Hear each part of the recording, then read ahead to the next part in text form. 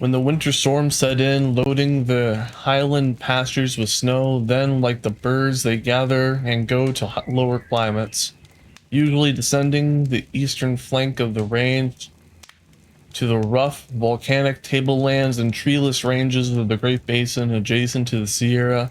They never make the haste, however, and seem to have no dread of storms, many of the strongest only going down leisurely to bare wind-swept ridges to feed on bushes and dry bunch grasses, and then returning up to into the snow. Once I was snowbound on Mount Shasta for 3 days. A little below the timberline, it was a dark and stormy time, well calculated to test the skill and endurance of mountaineers. The snow-laden gale drove on day and night in hissing, blinding floods, and when at length it began to abate, I found that a small band of wild sheep had weathered the storm in the lee of a clump of dwarf pines, a few yards above my storm nest, where the snow was 8 or 10 feet deep.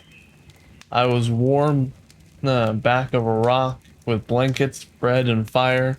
My brave companions lay in the snow without food and with only the partial shelter of short trees. Yet they made no sign of suffering or faint-heartedness. In the months of May and June, the wild sheep bring forth their young in solitary and almost inaccessible crags, far above the resting rock of the eagles. I frequently came upon the bed of ewes and lambs at an elevation of from 12,000 to 13,000 feet above the sea level.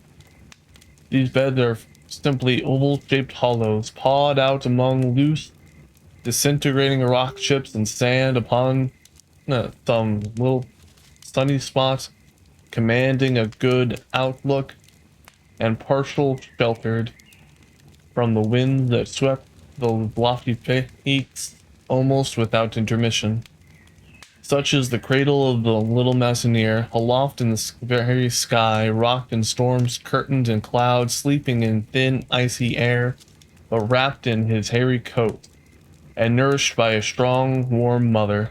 Defended from the talons of the eagles and the teeth of the sly coyote, the bonny lamb grows apace. He soon learns to nibble the tufted rock grasses and leaves of the white birsa. His horns begin to shoot, and before summer is done, he is strong and agile, and goes forth with the flock watched by the same divine love that tends the more helpless human lambs in its cradle by the fireside. Nothing is more commonly remarked by noisy, dusty travelers in the Sierra than that of want of animal life. No songbirds, no deer, no squirrels, no game of any kind, they say. But if such could only go away quietly into the wilderness, sauntering afoot and alone with natural deliberation, they would soon learn that these mountain mansions are not without inhabitants, many of whom, confiding and gentle, would not try to shun their acquaintance. In the fall of 1873, I was tracing the South Fork of the San Joaquin up to its wild canyon and its furthest glacier fountains. It was the season of the alpine Indian summer. The sun beamed lovingly, the squirrels were nutting in the pine trees, butterflies hovered around about the last of the goldenrods, the willow and maple thickets were yellow, the meadow brown, and the whole sunny, mellow landscape flowed like a countenance in the deepest, sweetest repose. On my way over the glacier-polished rock over the river, I came to an expanded portion of the canyon, about 2 miles long and half a mile wide, which formed a yellow park enclosed with picturesque granite walls like those of Yosemite Valley. Down through the middle of it poured the beautiful river, shining and spangling in the golden night, yellow groves on its banks and strips of brown meadow. while the whole park was astir with wildlife, some of which even the noisiest and least observing of travelers have must have been in with me. Deer with their supple, well-grown fawns bounded with thicket as I advanced. Grouse kept rising from the brown grass with a great whirring of wings and alighting on the lower branches of the pines and poplars allow a near approach, as if curious to see me. Further on, a broad-shouldered wildcat showed himself, coming out of a grove and crossing the river on a flood jam of logs, halting for a moment to look back.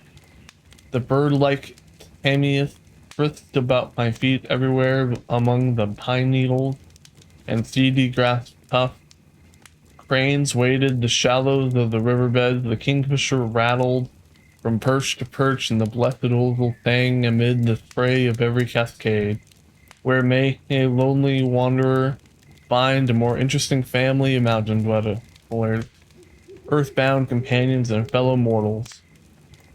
It was afternoon when I joined them, and the glorious landscape began to fade in the gloaming before I awoke from their enchantment.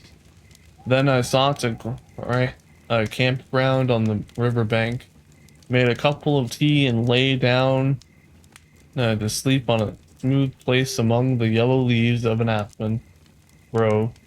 Next day, I discovered yet grander landscapes and grander life, following the river over huge swelling rock bosses through a majestic canyon, and past innumerable cascades, the scenery in general becoming gradually wilder and more alpine. The sugar pine and silver firs gave place to the hardier cedar and hemlock spruce. The canyon walls became more rugged and bare, and gentians and arctic daisies became more abundant in the gardens and strips of meadow among the streams. Toward the middle of the afternoon, I came to another valley, strikingly wild and original in all its features, and perhaps never before touched by human foot. As regards area of level beyond land, it is one of the very smallest of the Yosemite type, but its walls are of sublime, rising to a height of from 2,000 to 4,000 feet above the river. At the head of the valley, the main canyon forks as if found to be in all case Yosemite. The formation of this one is chiefly due to the action of two great glaciers, whose fountains lay to the eastward on the flanks of the Mounts Humphreys and Emerson, and a cluster of nameless peaks further south. The gray boulder-chafed river was singing loudly through the valley, but for its massy roar I heard the blooming of a waterfall, which drew me eagerly on. And just as I emerged from the tangled groves and briar thickets at the head of the valley, the main fork of the river never came in sight, falling fresh from its glacier fountains in a snowy cascade between granite walls 2,000 feet high, steep incline down which the glad waters thundered seemed to bar all further progress. It was not long, however, before I discovered a crooked seam in the rock by which I took and was enabled to climb to the edge of the turret that crosses the canyon and divides the cataract nearly in the middle. Here I sat down to take a breath and make some entries to my notebook, taking advantage at the same time of my elevated position above the trees to gaze back over the valley into the heart of the noble landscape, little knowing the while that what the neighbors were near. After spending a few minutes in this way, I chanced to look across the fall and stood there, 3 sheep quietly observing me. Never did the sudden appearance of a mountain or fall or a human friend more forcibly seize and rivet my attention. Anxiety to observe accurately held me perfectly still. Eagerly I marked the following undulations of their firm braided muscles, their strong legs, ears, eyes, and heads.